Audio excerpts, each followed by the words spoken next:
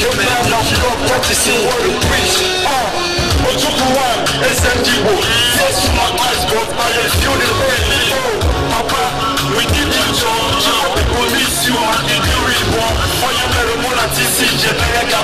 If you know the feelings wrong, because they are poor. And that is presence, Nigerian. Rest in peace, Odumegwu-Ojukwu.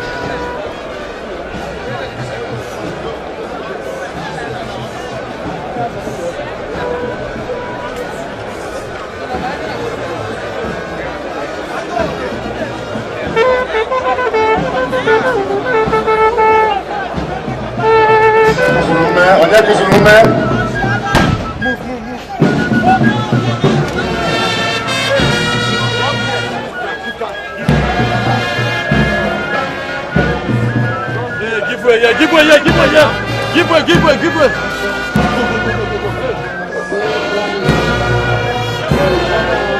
Talk about the police here now. Don't cover them here.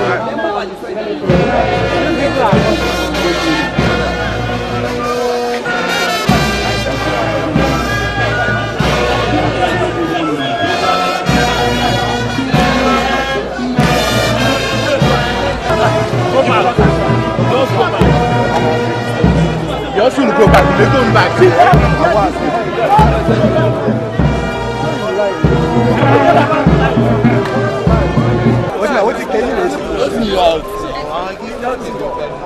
Come back and use your Zoom if you can. Come back and use your Zoom. You want to fire gun? If any kids meet anybody, you should blame yourself. Bring it back for Christ's sake.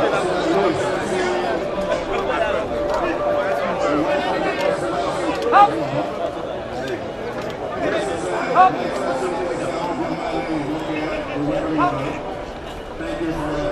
Up.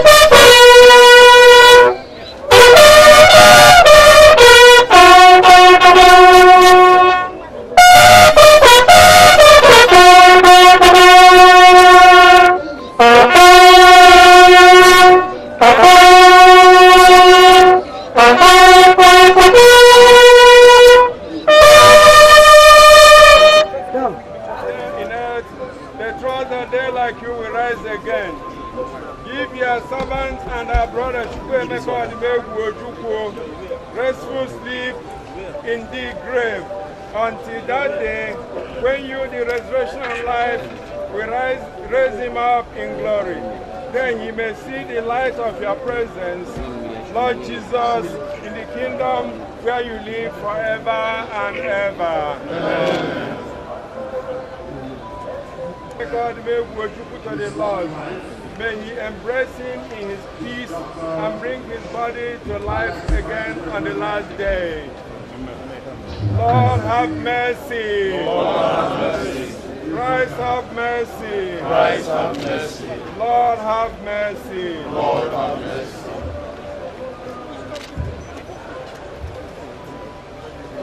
Let us pray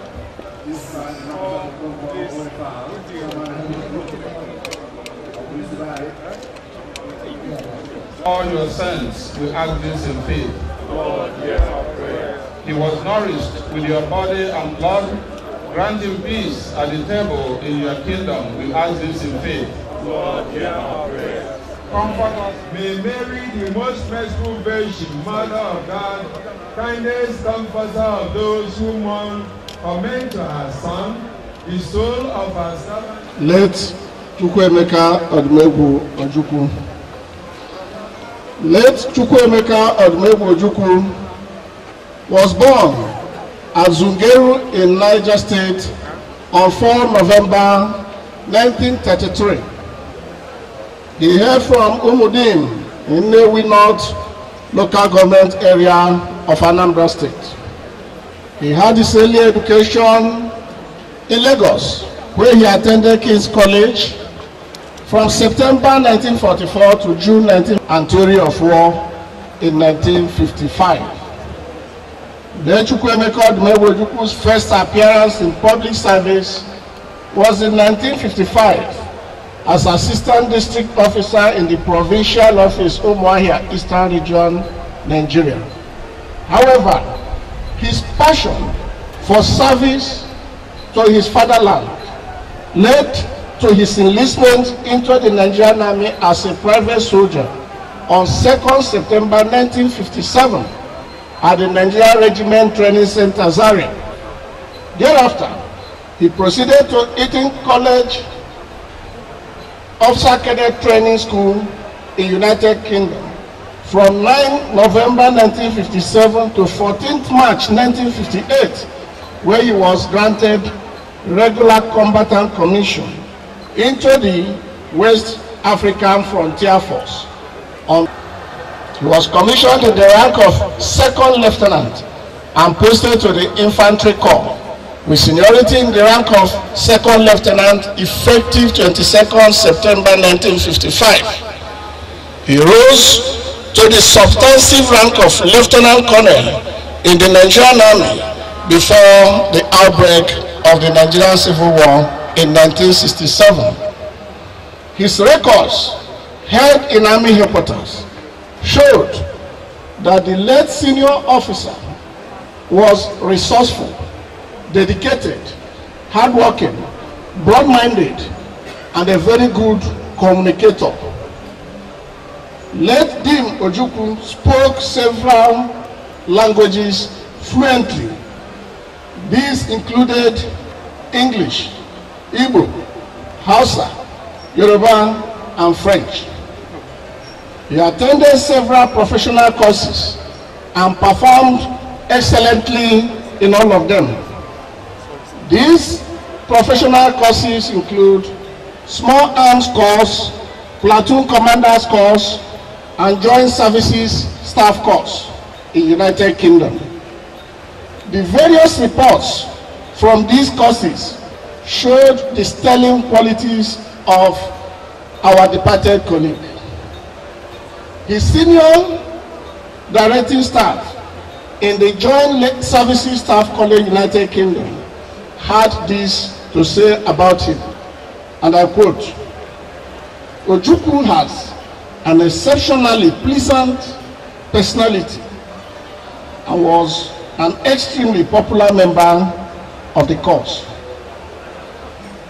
Another report said, and I quote, "He has considerable intellectual ability He is open-minded and thinks clearly and logically. The late Dim Ojukwu, whilst in the Nigerian army, earned his promotions as follows. He was promoted Lieutenant 22nd September 1957, Captain 22nd September 1961, Major 7 March 1963, and Lieutenant Colonel 1st April 1964. The late Ojukwu was a strong-willed and a gallant gentleman officer with a good sense of purpose. He served in the Nigerian Army in various capacities, which included command, staff, and instructional appointments. He displayed steadfastness, hard work, astute confidence in the course of his service in the Nigerian Army. He held the following appointments: Company Second in Command, 5 Queens, Orange, Nigerian Regiment. Regular Officer Special Training School in Teshi, Ghana, from 1959 to 1960. He was Staff Captain in charge of administration at Army Headquarters, Lagos, between 1960 and 1961. He was a Deputy Assistant Adjutant and Quartermaster General, Headquarters, 1 Brigade Cannon, 61 to 62. As Deputy Assistant Adjutant and Quartermaster General, Headquarters, 62. He became Commanding Officer, 5 Battalion Cannon, 1966 to 1967. Our late departed colleague was amiable, articulate, determined, and hardworking. He proved himself a worthy professional soldier throughout the period of service in the Nigerian Army. It is said that from those we come and to those we shall return. Late Dim Chukwuemeka Odumegwu-Ojukwu has bowed to Mother Earth. His death is a great loss to his family, the Nigerian Army, and the Nigerian nation at large. Distinguished ladies and gentlemen, here lies on this day, 2nd March 2012, the remains of a gallant professional soldier, a gentleman, a worthy son of Nigeria and Africa, a loving father and a caring husband. Late Chief Dim Chukwuemeka Odumegwu-Ojukwu, Eze Buruburu, Ikemba, may your gentle soul rest in perfect peace. Somebody tell me, somebody tell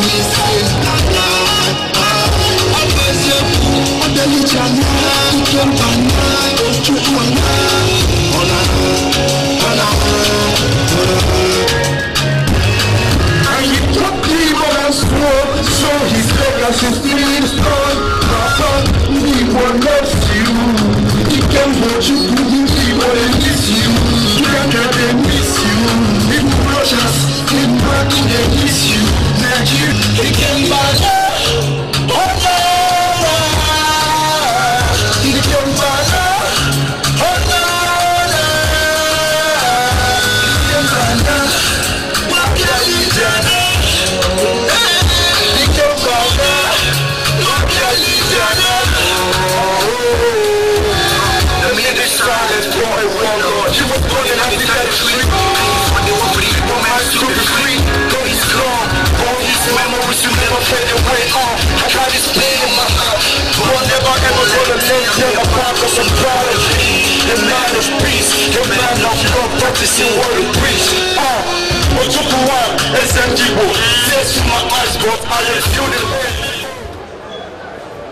This is a condolence letter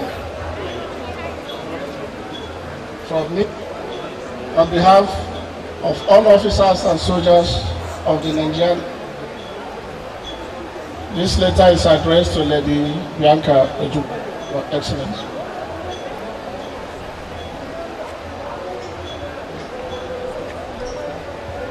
In line with the tradition of Nigerian Army, certain gift items are presented to senior officers who distinguish themselves in the service of their fatherland. It is a mark of national honor. May I therefore, on behalf of the Armed Forces of the Federal Republic of Nigeria, make these presentations so as to remind you from time to time of the service your father, your husband rendered to this great nation. Somebody tell me say my love. Somebody tell me say my love. I bless you. Odeli jana, kempana, Chukwuemeka. Ona. And he took the other's sword, so his legacy still strong. Papa, we will love you. He can hold you to the people and miss you. You can get them miss you. People rush us, in back they miss you. Nigeria, he can buy love. Oh no, he can buy love. Oh no, he can buy love. What can he do? He can buy love. What can he do? The minute silence, boy, warlord. You were born in Africa, street. To be free, though he's gone. All his memories will never fade away. I got his pain in my heart. But never ever gonna lay down apart, cause I'm proud of him. The man of peace, the man of God, practicing what he preach.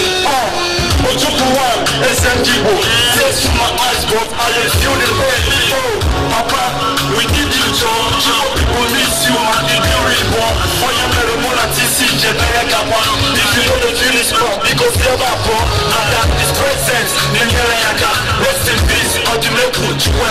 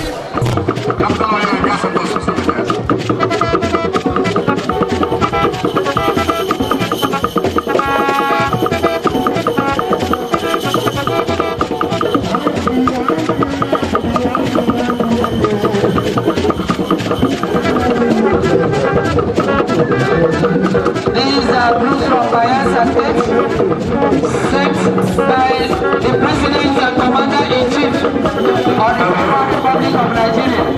Yes, my friends in diaspora, especially those that are living in Spain.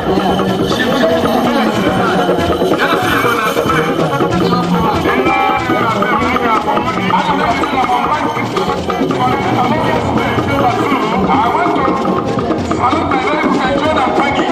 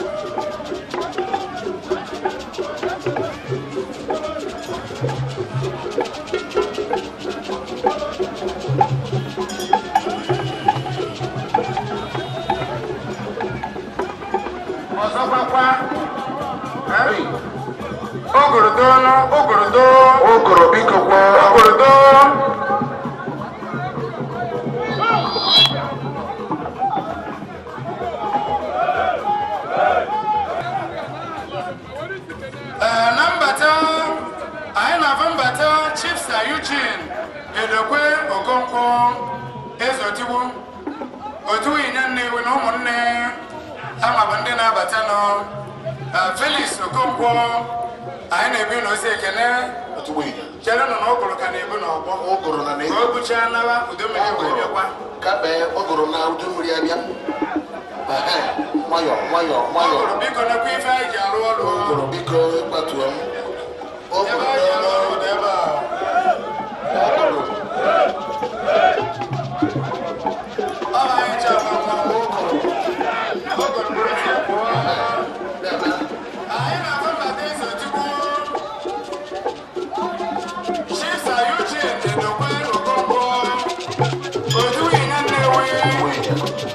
one neighbor Felix Okonkwo, our Bandino,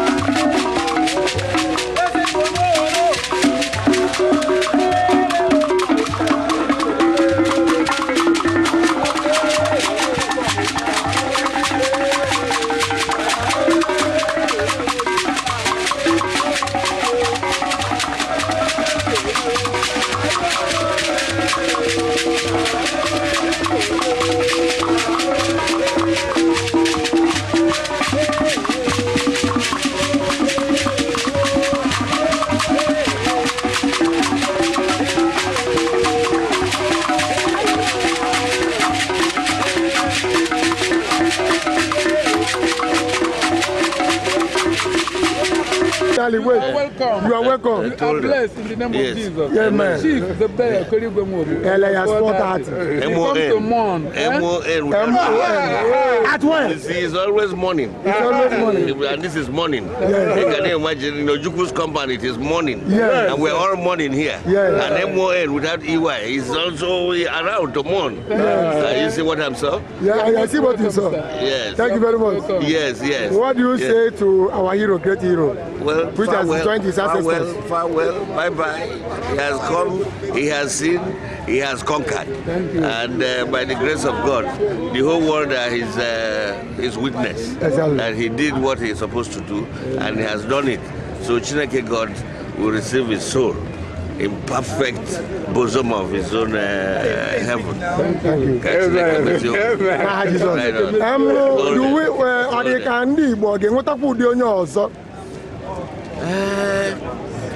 O nwere oge ahụ ndị CMS na ndị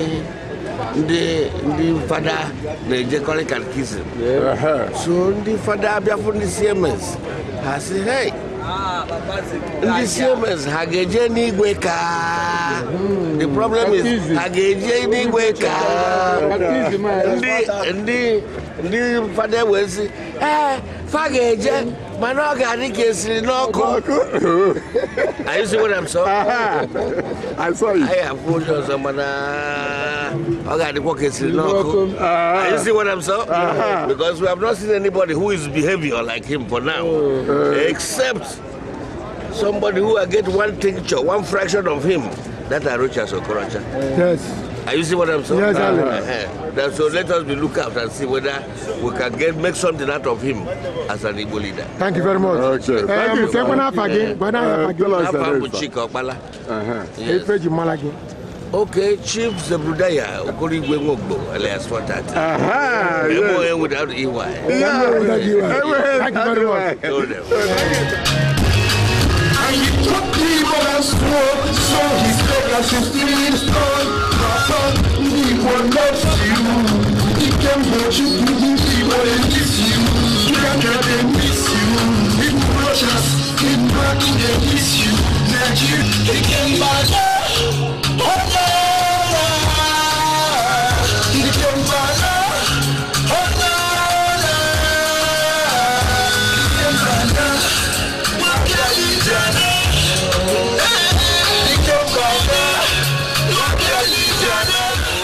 and they want veterans of Ananefa, and they want veterans from Obaru local government. Let's go.